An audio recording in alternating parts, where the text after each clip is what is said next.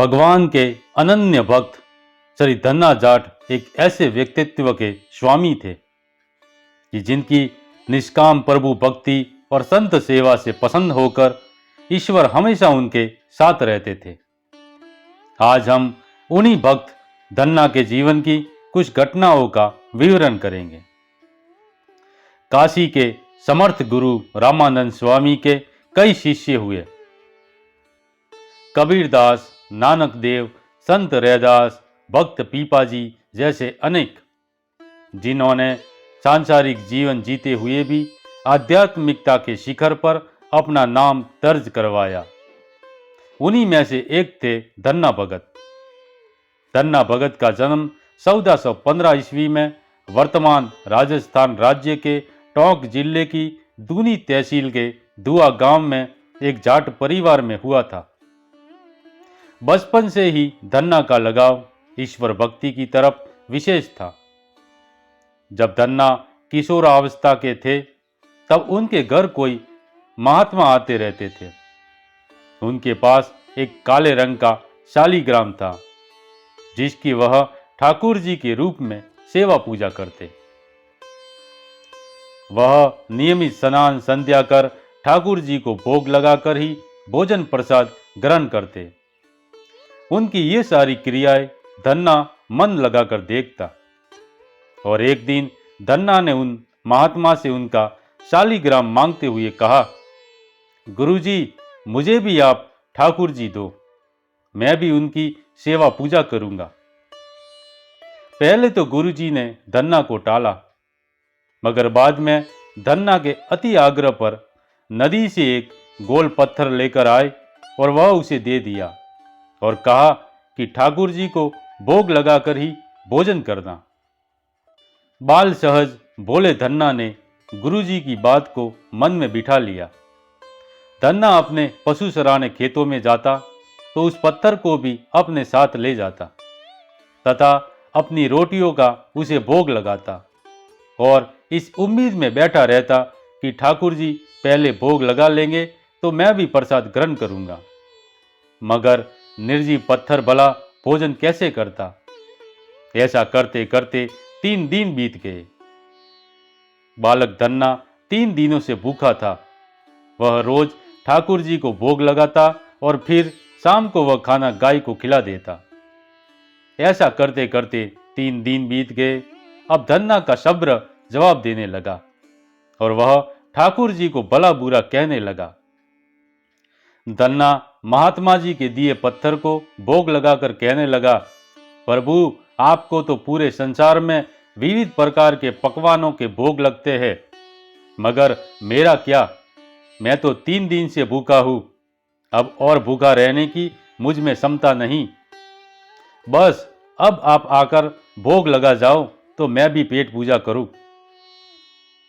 भोले भाले भक्त धन्ना की निर्दोष और पुकार सुनकर नदी के एक सामान्य पत्थर से भगवान श्री कृष्ण प्रकट हो जाते हैं एवं सामने रखी रोटियां खाने लगते हैं। भक्त धन्ना अपने साथ जवार की बड़ी बड़ी 4 रोटियां और सब्जी लेकर आया था। उनमें से 2 रोटियों का भगवान श्री कृष्ण भोग लगाकर जैसे ही तीसरी रोटी का टुकड़ा तोड़ने लगे कि तुरंत धन्ना भक्त ने उनका हाथ पकड़ लिया। बस करिए ठाकुर जी, पूरा खाना खा जाओगे क्या? मैं भी 3 दिन से भूखा हूं, मेरे लिए भी कुछ रहने दो। और बाकी बची 2 रोटियां स्वयं खा ली। भोजन पाकर भक्त और भगवान दोनों एक पेड़ की छाया में लेट गए और दुनियादारी की बातें करने लगे।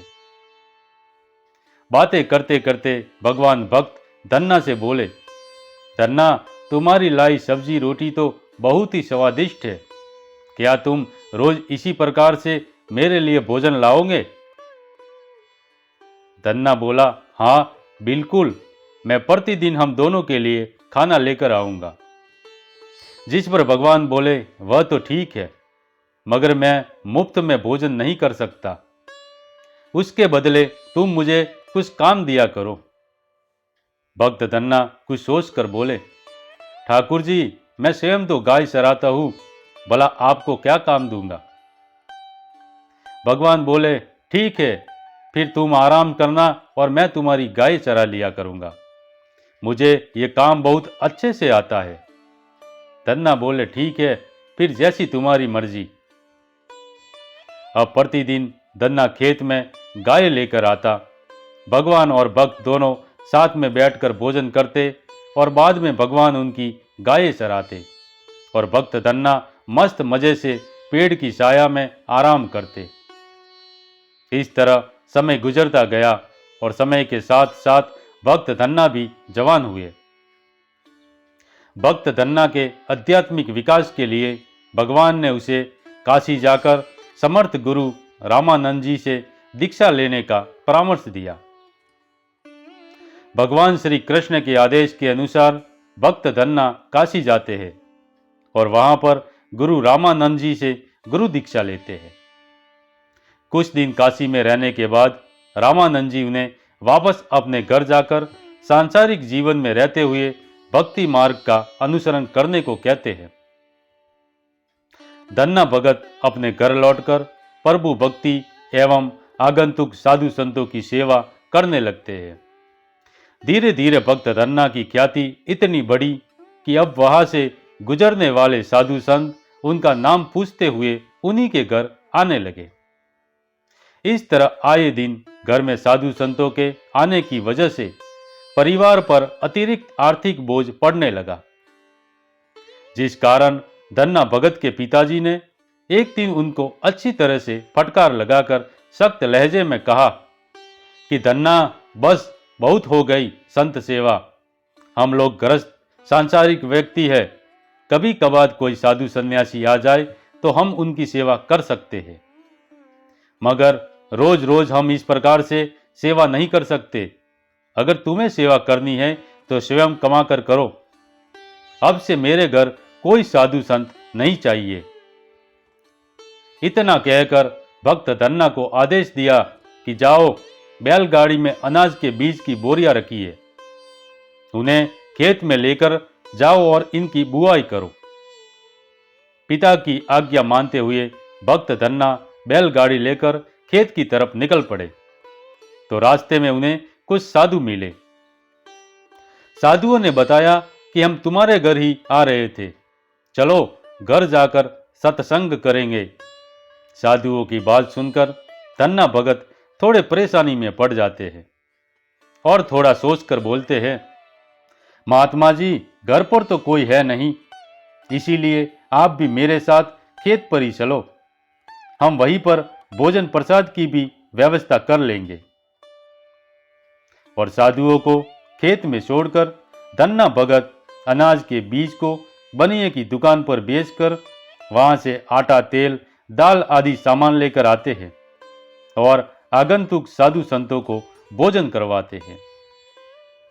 साधु संतों के जाने के बाद धन्ना भगत बैठे बैठे सोचते हैं कि मैंने पिताजी के द्वारा दिया गया बीज का अनाज तो सारा बेच दिया, अब पिताजी को क्या जवाब दूंगा।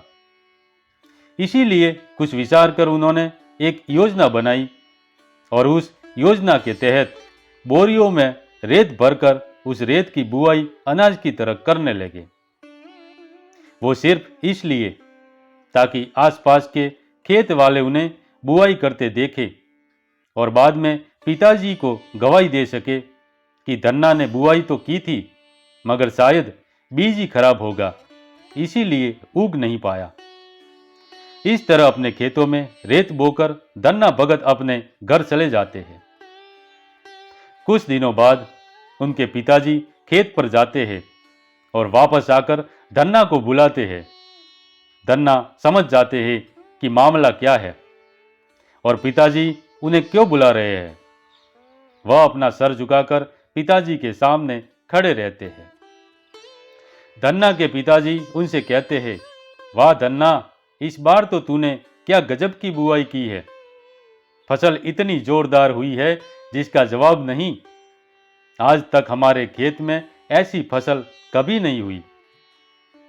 धन्ना समझ रहा था कि पिताजी उसे कटाक्ष में सुना रहे हैं, मगर ऐसा नहीं था। जब धन्ना ने पिताजी के साथ जाकर खेतों में अपनी फसल देखी तो मारे आश्चर्य के वह अवाक रह गया। उसके खेत हरे भरे थे और दूसरों से बहुत अच्छी फसल लहरा रही थी। अपने ठाकुर जी की लीला देखकर धन्ना भाव विभोर हो जाता है एवं जोर जोर से रोने लगता है। जब धन्ना के पिताजी उनसे रोने का कारण पूछते हैं तो रोते हुए धन्ना सारी हकीकत उन्हें कह सुनाता है। अपने पुत्र के मुख से सर्व वृत्तांत सुनकर और उस पर ईश्वर की कृपा देख उनकी आंखें भी नम हो जाती हैं। वे धन्ना से कहते हैं, बेटे, अब से तुम्हें कोई पाबंदी नहीं है। निसंकोच होकर साधु संतों की सेवा करो, मैं कभी भी तुम्हें मना नहीं करूंगा। उस वर्ष धन्ना भगत के खेत में 8-10 वर्ष जितनी पैदावार हुई। सारा गांव और अड़ोस पड़ोस के ग्रामीण भी ये चमत्कार देख हैरान थे। अब तो धीरे धीरे ऐसी प्रथा बन गई, जिसके खेत में अच्छी पैदावार नहीं होती वह भी धन्ना भगत के खेतों से मिट्टी लेकर जाते और अपने खेत में उन्हें बिखेर देते और उनकी पैदावार भी अच्छी होती। ऐसे ही साधु संतों और गरीबों की सेवा करते हुए समय बीत रहा था कि एक बार राजस्थान में कई वर्षों तक सूखा पड़ा। अकाल इतना भयंकर था कि धन्ना भगत के कोठार भी खाली होने लगे, मगर उन्होंने अपना अन्न क्षेत्र बंद नहीं किया। वह समय शायद धन्ना भगत की परीक्षा का समय था। एक सिद्ध संत धन्ना भगत के द्वार पधारे। धन्ना भगत की स्थिति उस समय बहुत खराब थी, फिर भी उन्होंने संत महात्मा की अच्छे से सेवा की। संत के साथ सत्संग करते हुए उन्होंने धन्ना भगत को खेती के विषय पूछा। सारा वृतांत सुनकर उन संत महात्मा ने अपने पास की एक तुम्बी को काटकर कमंडल बनाया और उसमें से निकले बीज धन्ना भगत को देते हुए कहा कि इन्हें अपने खेतों में बो देना। संत वचनों को सर्वोपरि मानते हुए धन्ना भगत ने वैसा ही किया। धन्ना भगत की इस हरकत पर गांव के सभी लोग हंस रहे थे, क्योंकि सभी का कहना था कि बिना पानी के तुम्बी कैसे होंगी, और हो भी जाती है तो इसका करेंगे क्या। मगर धन्ना तो मस्त था अपनी ईश्वर भक्ति में। उसने तुम्बी के बीज अपने खेतों में बो दिए और एक चमत्कार के बीज बिना पानी के बीज अंकुरित भी हुए और समय के साथ उस पर फल भी लगे। उन तुम्बियों को धन्ना भगत ने शक कर देखा तो वह कड़वी निकली। फिर भी धन्ना भगत ने सोचा कि कोई बात नहीं, इनको पक जाने के बाद इनके कमंडल बनाकर आगंतुक साधु संतों को दूंगा। और एक दिन भक्त धन्ना सारी तुम्बियों को अपने घर ले गए तथा एक तुम्बी को काटकर कमंडल बनाने बैठे। जैसे ही धन्ना भगत ने तुम्बी को तोड़ा, उसमें से बीज की जगह हीरे जवाहरात निकले। इस प्रकार एक के बाद एक ऐसे सभी तुम्बियों के भीतर से हीरे जवाहरात निकलते रहे। अब धन्ना भगत बहुत बड़े धनी बन गए थे। वह धन्ना भगत से धन्ना सेठ के नाम से पहचाने जाने लगे। अब धन्ना सेठ का अन्न क्षेत्र बड़े रूप से चलने लगा। साधु संतों के साथ साथ अकाल से पीड़ित गरीब लोग भी वहां भोजन पाने लगे। आज भी राजस्थान में अमीर लोगों को धन्ना सेठ की उपाधि दी जाती है। धन्ना भगत की कहानी से हमें ये प्रेरणा मिलती है कि ईश्वर की भक्ति के लिए संसार छोड़ने की आवश्यकता नहीं है। हम सांसारिक जीवन में रहते हुए भी ईश्वर प्राप्ति कर सकते हैं। दोस्तों, उम्मीद करता हूँ आपको ये कहानी अच्छी लगी होगी। अगर कहानी अच्छी लगी हो तो एक लाइक के द्वारा मुझे प्रोत्साहित जरूर करें। साथ ही इस प्रकार की प्रेरणादायक कहानियाँ सुनने के लिए हमारे चैनल को सब्सक्राइब जरूर कर लें। धन्यवाद।